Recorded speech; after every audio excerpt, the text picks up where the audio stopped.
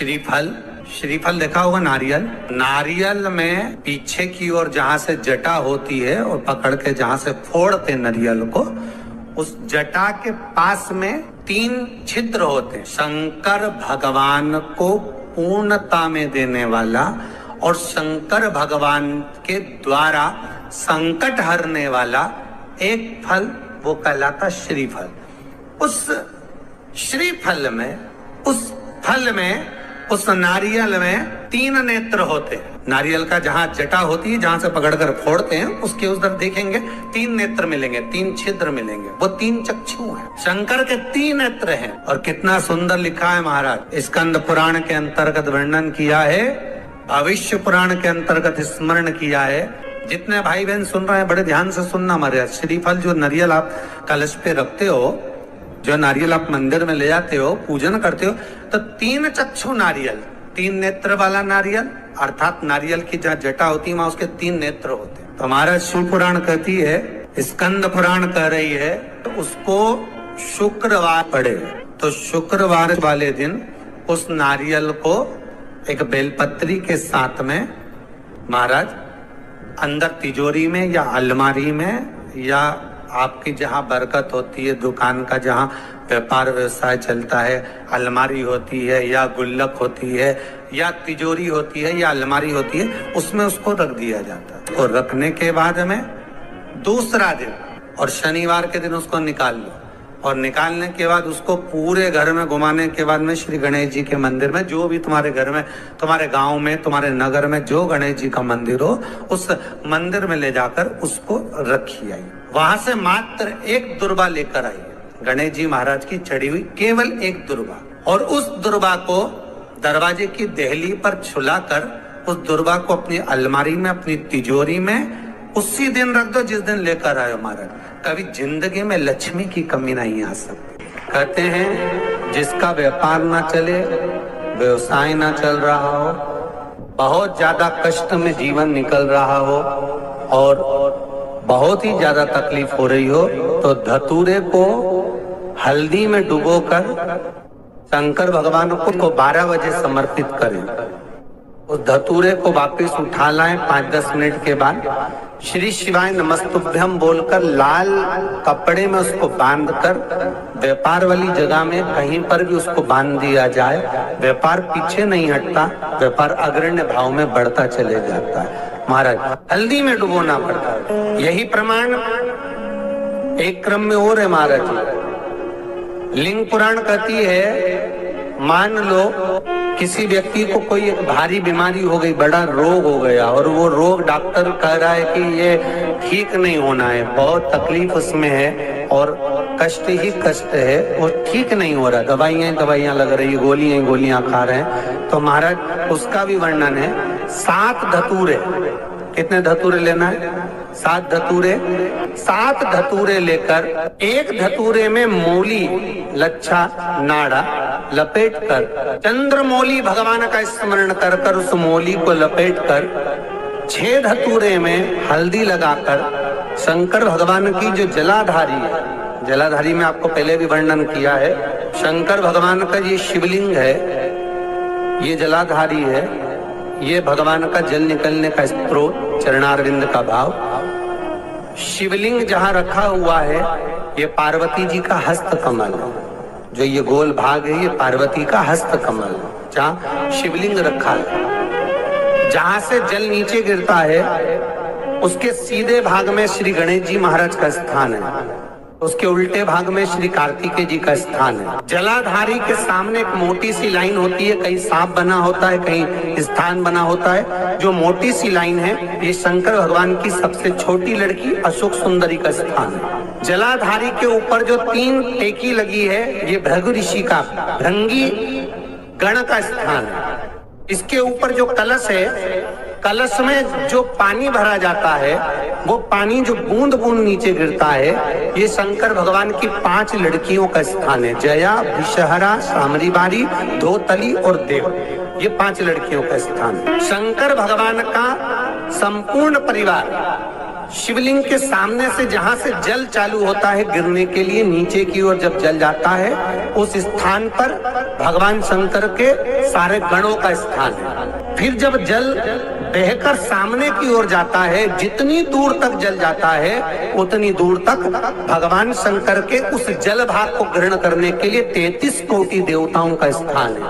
इसलिए उस जल को हम लांघते नहीं है, क्योंकि वहां 33 कोटि देवता विराजमान रहते हैं महाराज। तो जो बीमारी डॉक्टर ने बता दी और बहुत बड़ा रोग हो गया और शरीर में कष्ट है, ठीक नहीं हो रहा, चाहे लीवर से जुड़ा हो, चाहे किडनी से जुड़ा हो, चाहे कैंसर से जुड़ा हो, और मान लो शरीर में कहीं गांठ भी हो गई है और वो मिटी नहीं रही हो, तो महाराज निवेदन है 7 धतूरे, एक धतूरे पर मोली लपेटकर वो शंकर जी के शिवलिंग के ऊपर चढ़ाना। 6 धतूरे, उसमें से एक धतूरा भगवान श्री गणेश जी का स्थान, दूसरा धतूरा श्री कार्तिकेय जी का स्थान, तीसरा धतूरा अशोक सुंदरी का स्थान। महाराज शंकर भगवान की जगदम्बा जी के हस्त कमल के ऊपर एक धतूरा, एक धतूरा जहां से जल नीचे की ओर बहकर जा रहा हो, पानी जिस जगह से नीचे गिर रहा हो बिल्कुल वहीं पर एक धतूरा चढ़ा देना।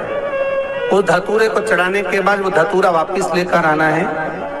अवधूतेश्वर महादेव का नाम लेकर या चंपेश्वर महादेव का नाम लेकर उस धतूरे को जो बीमार व्यक्ति है उसका स्पर्श कराकर बेलपत्री के पेड़ के नीचे पटकवा देना है महाराज। धीरे धीरे रोग में आराम मिलना प्रारंभ हो जाता है, औषधियां धीरे धीरे समाप्त हो जाती हैं और व्यक्ति स्वस्थ हो जाता है। आज भी नियम है, जिस लड़के लड़की का विवाह नहीं हो रहा हो, शादी नहीं हो रही हो, बहुत परेशान हो गए, कहीं मंगल है, कहीं राहु है, कहीं केतु है, कहीं कालसर्प दोष है, कहीं कुछ है, बच्चे बच्ची का विवाह नहीं हो रहा, बार बार देखने आते हैं पर विवाह पक्का नहीं होता, कुछ ना करिए, चंदन की 3 बिंदियां और उस अशोक सुंदरी के स्थान पर आप कर लगवा दीजिए और उसी 3 बिंदी में से थोड़ा थोड़ा सा चंदन जहां पर लड़का लड़की सोते हैं उस कमरे में लगवा दीजिए।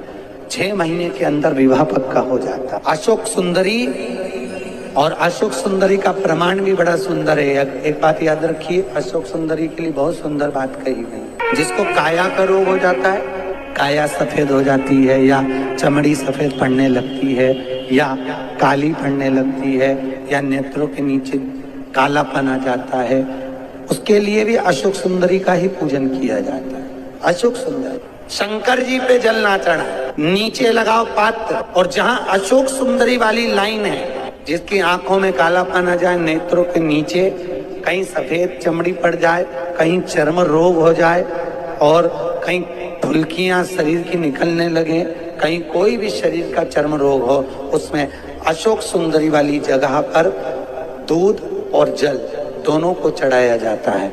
दोनों को चढ़ाकर उसको पात्र में झेला जाता है। शाम के समय इसी जल को उठाकर शाम पड़ते समय बिल्कुल संध्या के समय पर पानी में मिलाकर इससे स्नान कर लिया जाता है। चर्म रोग समाप्त हो जाता है। जो ब्याज बट्टे का काम करते हैं ना, उधारी पैसा दे देते हैं और पैसा नहीं आता है, या दुकान पे से पैसा उधार देना है, उनको विशेष ध्यान रखना चाहिए अशोक सुंदरी का। बहुत अशोक सुंदरी का बिल्कुल ध्यान रखना चाहिए। जो उधार पैसा दें या उधार सामान दें, उसको अशोक सुंदरी का बड़ा स्मरण करना चाहिए। किसी को रुपया उधार भी दे रहे हैं तो अशोक सुंदरी के नाम की 1 लौंग, पैसा देने से पहले 1 लौंग अशोक सुंदरी के नाम की मुंह में रखकर खा ले, और जिस व्यक्ति को पैसा उधार दे रहा है उससे बात करके फिर उधार पैसा दें। वो पैसा आपका वापस आएगा, ये गारंटी है। उसके बाप को देना पड़ेगा, नहीं देगा तो अशोक सुंदरी उसको खींच के लाएगा और पैसा आएगा।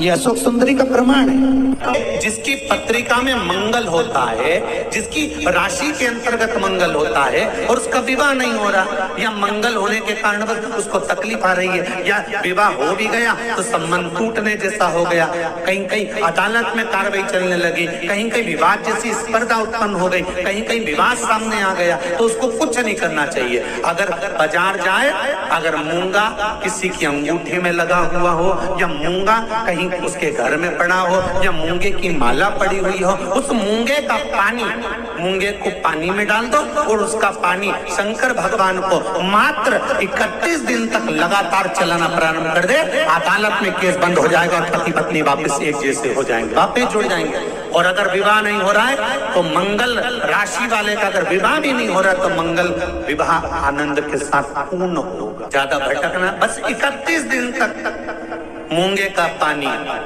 जो मूंगा आप लोग अंगूठी में पहनते हो, हाथ में पहनते हो, माला पहनते हो, उसी मूंगे को पानी में डालकर उसका जल शंकर को चढ़ाना प्रारंभ कर दो। गौ माता के घी का बड़ा महत्व है जी, बहुत ध्यान देना। गौ माता के दूध से निर्मित, वो भी देसी गाय हो, आज के जमाने में देसी गाय भी मिलना मुश्किल है।